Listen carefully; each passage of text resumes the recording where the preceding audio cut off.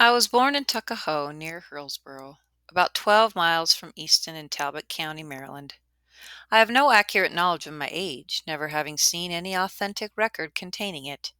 By far the larger part of the slaves know as little of their ages as horses know of theirs, and it is the wish of most masters within my knowledge to keep their slaves thus ignorant. I do not remember to have ever met a slave who could tell of his birthday. They seldom come nearer to it than planting time, harvest time, cherry time, springtime, or fall time. A want of information concerning my own was a source of unhappiness to me even during childhood. The white children could tell their ages. I could not tell why I ought to be deprived of the same privilege. I was not allowed to make any inquiries of my master concerning it. He deemed all such inquiries on the part of a slave improper and impertinent, and evidence of a restless spirit. The nearest estimate I can give makes me now between 27 and 28 years of age. I come to this from hearing my master say, sometime during 1835, I was about 17 years old. My mother was named Harriet Bailey. She was the daughter of Isaac and Betsy Bailey, both colored and quite dark. My mother was of a darker complexion than either my grandmother or grandfather. My father was a white man. He was admitted to be such by all I ever heard speak of my parentage. The opinion was also whispered that my master was my father, but of the correctness of this opinion I know nothing. The means of knowing was withheld from me. My mother and I were separated when I was but an infant, before I knew her as my mother. It is a common custom in the part of Maryland from which I ran away to part children from their mothers at a very early age.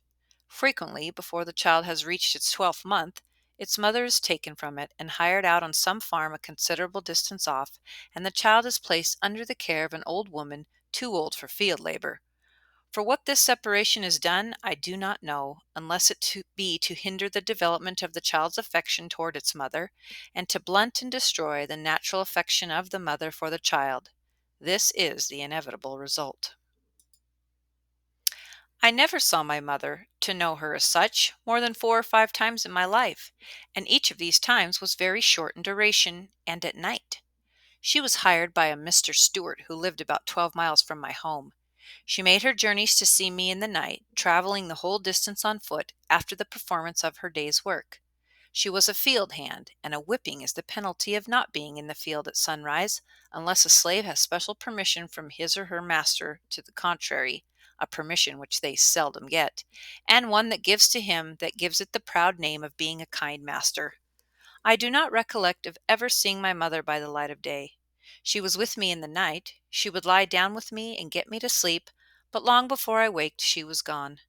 Very little communication ever took place between us.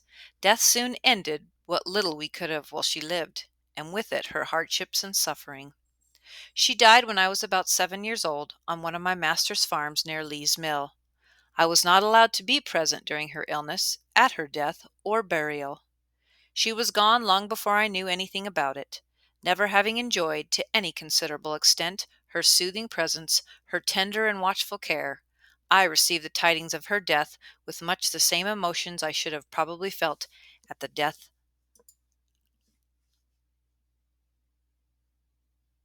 Called thus suddenly away, she, my mother, left me without the slightest intimation of who my father was. The whisper that my master was my father may or may not be true, and, true or false, it is of but little consequence to my purpose whilst the fact remains, in all its glaring odiousness, that slaveholders have ordained and by law established that the children of slave women shall in all cases follow the condition of their mothers, and this is done too obviously to administer to their own lusts and make a gratification of their wicked desires profitable as well as pleasurable. For by this cunning arrangement, the slaveholder, in cases not a few, sustains to his slaves the double relation of master and father. I have had two masters. My first master's name was Anthony. I do not remember his first name. He was generally called Captain Anthony, a title which, I presume, he acquired by sailing a craft on the Chesapeake Bay. He was not considered a rich slaveholder. He owned 2 or 3 farms and about 30 slaves. His farms and slaves were under the care of an overseer. The overseer's name was Plummer. Mr. Plummer was a miserable drunkard, a profane swearer, and a savage monster. He always went armed with a cowskin and heavy cudgel. I have known him to cut and slash the woman's head so horribly that even master would be enraged at his cruelty and would threaten to whip him if he did not mind himself. Master, however, was not a humane slaveholder. It required extraordinary barbarity on the part of an overseer to affect him. He was a cruel man, hardened by a long life of slaveholding. He would at times seem to take great pleasure in whipping a slave. I have often been awakened at the dawn of day by the most heart-rending shrieks of an own aunt of mine, whom he used to tie up to a joist and whip upon her naked back till she was literally covered with blood. No words, no tears, no prayers from his gory victim seemed to move his iron heart from its bloody purpose. The louder she screamed, the harder he whipped, and where the blood ran fastest, there he whipped longest. He would whip her to make her scream, and whip her to make her hush, and not until overcome by fatigue would he cease to swing the blood-clotted cowskin. I remember the first time I ever witnessed this horrible exhibition. I was quite a child, but I well remember it. I never shall forget it whilst I remember anything.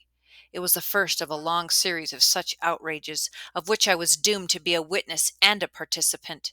It struck me with awful force. It was the blood-stained gate, the entrance to the hell of slavery, through which I was about to pass. It was a most terrible spectacle. I wish I could commit to paper the feelings with which I beheld it.